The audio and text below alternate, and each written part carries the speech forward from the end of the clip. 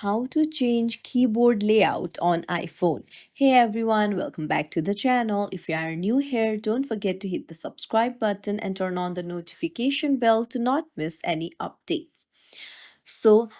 In this video, I'll show you how you can easily change the keyboard layout on your iPhone. Let's dive right in.